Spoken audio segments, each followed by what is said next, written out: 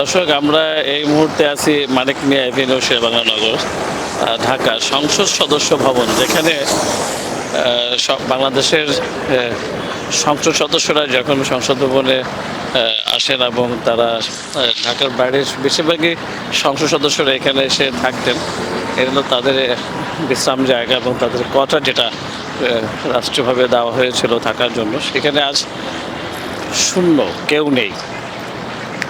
এবং বিভিন্ন এলাকার যারা স্থানীয় নেতাকর্মী ছিল, তারা এখানে দেখা করতে আসতো। এখানে অনেক মানুষের ভিড় দেখা যেত। আজ কিন্তু সম্পূর্ণ জায়গাটা একদম ফাঁকা। আপনাদেরকে দেখাবো, ভিতরে কোনো গাড়ি নেই।